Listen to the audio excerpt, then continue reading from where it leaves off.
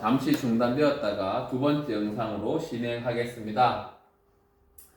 그래서 1.43 에너지를 3.7을 받으면 충분히 나올 수 있고, 여기 나오는데 필요한 에너지가 2.27. 그래서 받은 에너지 3.7에 2.27을 빼면 전자가 가질 수 있는, 즉 광전자가 가질 수 있는 최대 에너지가 1.43이다.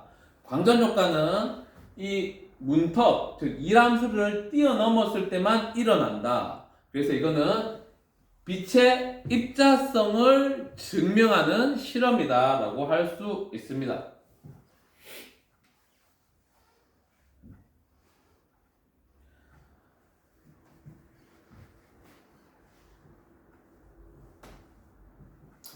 자, 여기에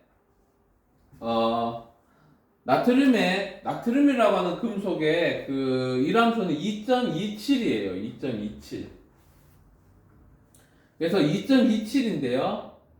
에너지를 조금씩 올리다 보니 아직은 발생하지 않다가 2.27이 되면 전자가 나올 수 있다라는 게, 광전 효과가 일어나는 거죠. 충분한 에너지가 나왔다라는 거예요.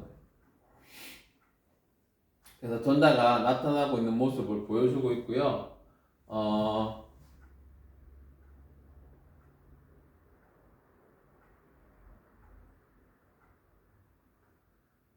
여기 저지전압이라고 하는 게 있어요. 저지전압. 여기서 저지전압을 걸어주고 있는데, 저지전압은 뭐냐? 못 오게 막는 거예요. 여기에서 전자가 못 오게 여기서 막아주는 전압이 1.2V입니다. 그러면 얘는 2.27이면 나올 수 있는데 1.2로 막아버리니까 실제로 못 나오고 있는 거예요. 그러면 이거를 조금 더 올려줘야 되겠죠. 얼마나 올리면 될까요?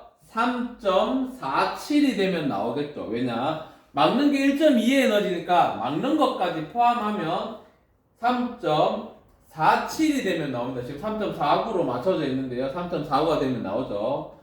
2.27만큼 문턱이 있고, 저지전압이라고 하는 것은 문턱을 또 높이는 결과를 만듭니다. 그래서 이거와 이걸 합쳤을 때 3.47, 즉 3.49가 되니까 전자가 나올 수 있게 되는 거죠. 저지전압은 못 오게 막는 전압, 저지전압이라고 합니다.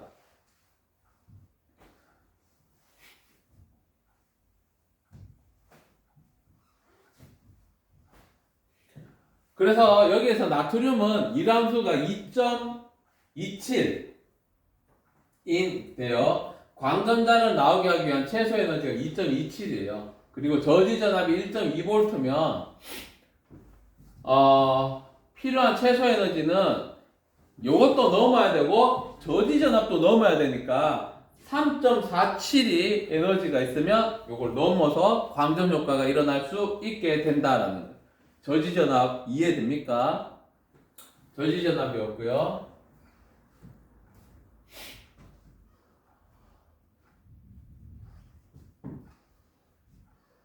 빛 에너지가 만약 3.7 전자볼트를 주게 되면 최대 운동 에너지는 얼마일까요? 그러면 여기에서 3.7을 주게 되면 전자가 받을 수 있는 최대 에너지는 3.7 전자볼트입니다.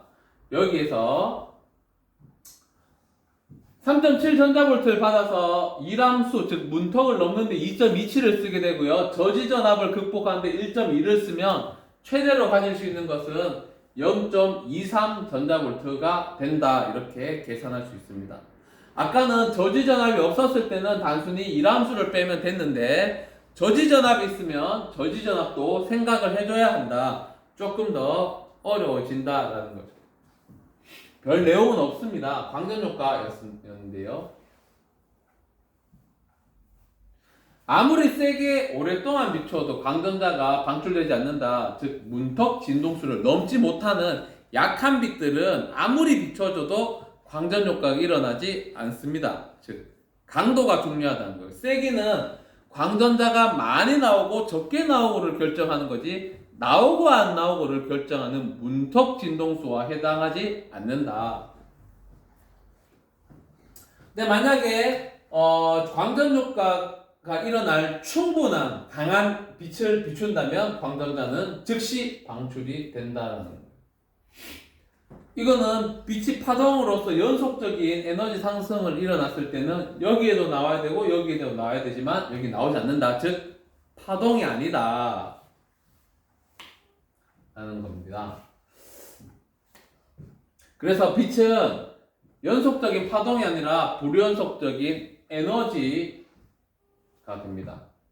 빛 에너지 양자, 광양자라고 하고요. 광자라고도 합니다. 광자 한 개의 에너지는 빛의 진동수에 비례한데요. E는 hf, 플랑크 상수 h는 외울 필요는 없고요. hf다 알면 좋겠습니다. 광전자의 발생 여부는 세기 뭐 이런 거 관계없이 진동수만 관련있다. 왜? 진동수만 에너지와 관련이 있기 때문이고요. 광전자의 수는 빛의 세기가 셀수록 많아진다. 세기는 같은 에너지의 광전자의 숫자를 늘리는 일입니다. 그래서 이거는 빛의 입자성을 얘기하고 있는 겁니다. 빛은 파동이자 입자라는 거예요.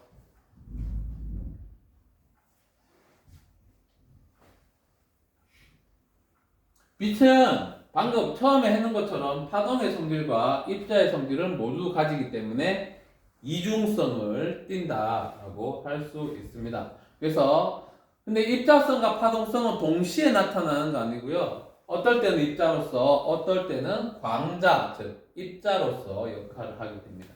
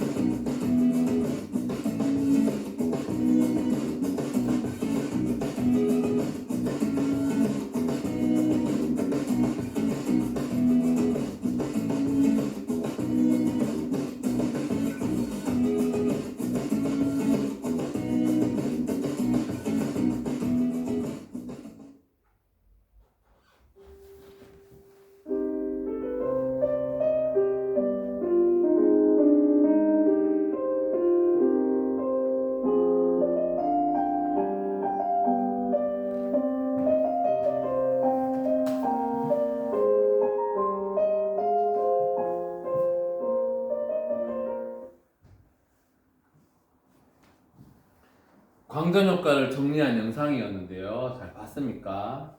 이제 광전 효과가 무엇인지 좀 알 수 있을 것 같은데요.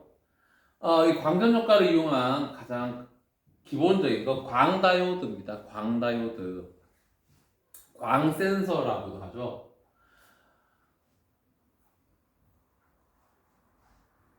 P형 반도체와 N형 반도체를 만나는 우리 다이오드라고 하죠. 이 다이오드는 보통 P형 반도체에서 N형 반도체로 전류가 흐르면 빛을 내는 거였는데요.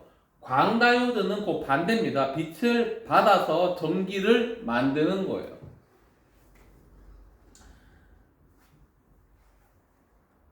빛을 흡수하게 됩니다. 빛을 흡수하면 이제 원래는 전자가 양공과 만나면서 에너지를 발휘했다면 반대로 자유전자와 양공이 서로 자유전자가 떨어져 나오면서 양공이 발생하는 반대 방향의 현상이 일어나게 됩니다. 그럼 이때 발생한 전자는 이동을 하게 되고요. 이 이동이 전류와 전압을 만들어내게 됩니다. 그래서 빛을 받아서 전기를 만드는 광다이오드, 앞에서 있는 다이오드는 발광다이오드는요, 전기가 흘러서 빛을 만들었다면 광다이오드는 빛을 이용해서 전기를 만들고 이 전기 신호를 감지해서 어떤 센서로서 역할을 할 수 있게 되겠죠. 그럼 이걸 이용해서 어떻게 영상 정보를 하느냐? 요겁니다. 전하 결합 소재면 태양광 발전은 그냥 그대로 받아들이면 되고요. 빛을 전기 신호로 변환을 해서 하게 되는 전하 결합 소자인데요. 자세히 한번 볼게요. 빛을 흡수하게 됩니다. 빛을 흡수하면 이 빛에 의해서 광전자가 만들어지게 되죠. 그럼 이 광전자는 얼마나 만들어졌는지 전하량을 측정하게 됩니다. 이 전하량을 측정해서 빛이 밝냐, 어둡냐, 이거를 판단하게 되는데요.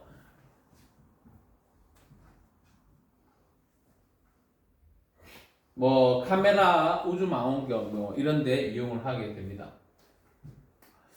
문제 이제 나올 건데요. 문제는 각자 배운 내용을 토대로 풀어보고 수업 시간까지 다음 수업 시간에 확인해 보도록 하겠습니다. 수업 시간까지 꼭 풀어오기 바랍니다. 오늘 여기까지입니다.